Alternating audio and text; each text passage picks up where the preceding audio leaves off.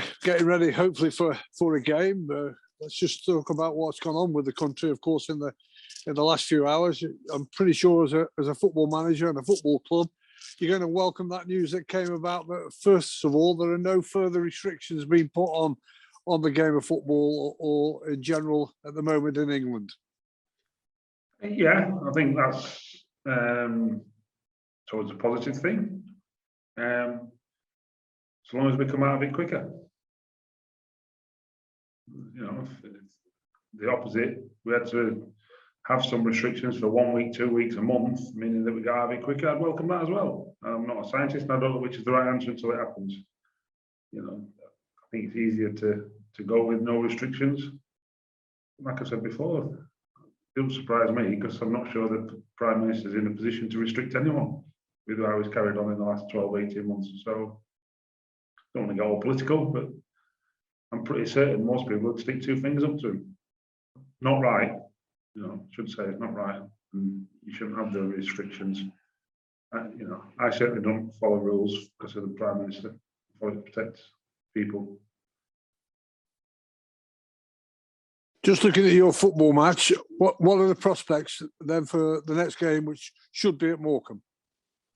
I can only speak on one side of the coin, if you like, and that's very good from our side. We're in a position to play Wigan, we're in a position to play Gillingham, we're in a position to play Morecambe. So we're hoping it's third time lucky. With the disruption of the games that have been going on for most clubs really in the lower leagues, how's it been for you to train and prepare properly?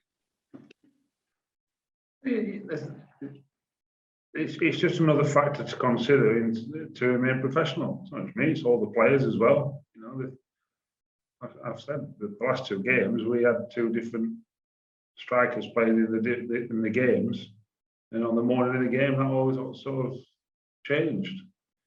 So the players have got to be professional. Us as staff have got to be professional and try and sort of predict all eventualities, and that's very difficult to do. But the more you plan, the more you prepare, the more or the less surprises you get. So that's what we've done so far, and we'll be doing something a bit more this afternoon and some more tomorrow morning, and that's both in terms of testing and COVID, but in-game stuff obviously, in the hope that we don't get any surprises, but we're actually playing football. That's the main thing. Yeah, you're due to play. Well, it seems like it's gone very quickly. Your first competitive game in I think about 18 days since you last played, and it's all about hitting the ground running, isn't it? You've got to be at it because of the position that you find yourselves in. Yeah, look, we've got to be at it every game. That doesn't change. I'm sure if we win the game, it'll be the break's done as good. If we lose the game, the break's not done as good. It's not immaterial, but we've got to make sure we play well. It's as simple as that. The performances recently have been good, but with an extended break, we've got to make sure we pick up the reins from where we've been. If we do that, then I'm sure we'll give anyone a game in this league.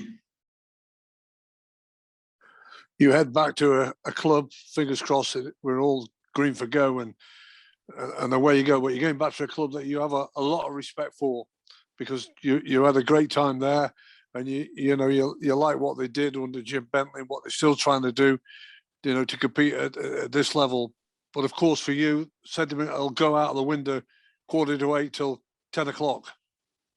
The club's very similar to ourselves. It's run by good people with good morals, and they're a hard-working bunch. And I like that. I think that's how football and how society in general, how people should act. And Morecambe have got a lot of good people behind the scenes that do that. And I had 3 great years there. But like I said, I'm manager of Alexandra. I've been for a while now, so I don't want Morecambe to get any points tomorrow night, and I want us to get all 3. So sentiment is failed me out the window. I know one of those managers who don't really get into the league tables. You just keep away from them. But you've had a little bit more time. Well, I don't know whether you have had a bit more time to study where you are, or it's been non-stop. But if you look at it at the moment, going into the game, a win, and we'll talk about away wins as well that haven't been there this season, a win can take you to 4 points within the safety group. That is the key, isn't it, to close that gap now? Yeah, we've got some big games coming up. We know that. And like I say, it's about winning games of football. When you're at the top of the league, you have to win continuously. When you're near the bottom of the league, 2, 3, 4, 5 wins shoots you up the table. And is that beyond us? It certainly isn't. So we've got to make sure that that's the aim. That's got to be the goal. And it starts tomorrow night. So we've got to make sure we win at home, continue to win at home, as we have done recently. And we've got to start picking up away wins. And that starts, like I said, tomorrow night. As you say, your wins have only come at home. Have you tried to analyse why it just hasn't happened away from home in that first part of the season? I think there's lots of reasons. It's never one big thing because you address it quite quickly. I think that's away performances have been better. Our performances in general have been better, and we've got to make sure that we keep building on that, whether it's home or away. There's a, we must. We're not going to keep in this division if we don't win away. We're going to have to start winning away. That's a given. And there's no better time than the next away game. And if we do that, the next 2 away games. If we do that, then we like I say, we give ourselves a great shot in the arm for our home games, and it takes less pressure off the home games. So we've got to make sure that we perform well wherever we are, because we're capable of it, and that's the important thing. The one thing that you know all about is they do have a real threat in Cole Stockton. He's one of the most potent, prolific goal scorers in League One and League Two and even the Championship. His goal scoring record is very good. Yeah, he's a good player. I watched him last week. I would say reliant on him, not heavily reliant. They've got others, but they're reliant on him.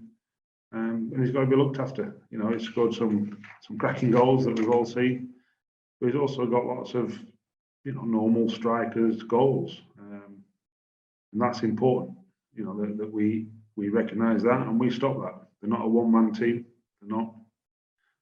But Cole Stockton is a big part of their play, and if we stop him, then we stop a big part of their armoury. We've got to make sure that, whether it's Cole Stockton or Beaker, Younger, Phillips, doesn't matter where their attacking threats come from, wider areas. We've got to make sure that we've got the answers. There's plenty of time to go. We know all about that, but it is time for, as you've pointed out, to start getting a sequence of results in terms of 3 points, but ending on a high and an away win could send you off in the right direction. How key is that for you to try and get that out of your players? Yeah, look, I think any win's important, certainly the position we're in. We've got to pick up the baton of where we've recently left off. I think we've won, was it 2 or 3 out of the last 4 or 5 or something like that. I don't know the actual. Like I say, I'm not big into looking at league tables or stats or anything like that. But I know our performances have been improving and our performances have been getting better. And if that continues, then in the same vein, and we keep performing in the same manner, then we'll be okay. And that's the challenge. That's always the challenge, and that's going to be the challenge between now and the end of the season. Well, there's less than a week away, of course, that January transfer window opening for you, as the stoppages away from playing the games, what you have to prepare for, that take up a lot of time, give you a bit more time with your staff to assess sort of the forthcoming January window in terms of requirements and targets. Yeah, look, that's part and parcel. Whether the games are going on or not, that's part and parcel. The games hasn't really affected that, I have to say, in a positive way or a negative way. You know, just because we haven't played on a Saturday afternoon doesn't mean that I'm then spending time doing recruitment work. I'm usually out watching a different game, not necessarily to do with recruitment, although possibly. So we've got to make sure that we do our homework, we do our due diligence, and we pick the right players to improve us with the right character. It's the same, set of requirements. They've got to hit the ground running. We've got to have capable players that we haven't got time to develop them. We've got enough of our own players that we're developing. We've got to get capable players that can come in and make an impact fairly quickly. I know you're not going to divulge too much about it, but are you expecting to do some business? Yes. Some business that you have done in terms of a couple of your players have gone out on loan. Again, is that another part of their progress? Joe Robbins off to Nantwich and Josh Lundstrom off to Solihull. Yeah, I think they need to play first team football. Josh, it's a good loan move for Josh. He's not quite at the heights of where he was pre-injury right at the start of last year. And I think a month will do him really good at a good level. And obviously, Joe's been crying out for first team football for a number of months now. And he's gone to Nantwich. So both of them have got an opportunity to impress and play first team football. I was going to watch Joe last week, but then again at Wrexham got called off at Josh, sorry, for Solihull. So we'll get him watched.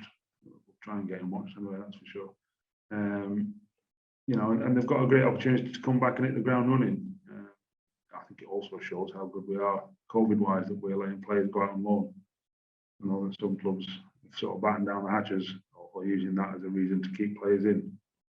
So, I think both have got a good opportunity to get first team minutes and hopefully come back and compete in our first team.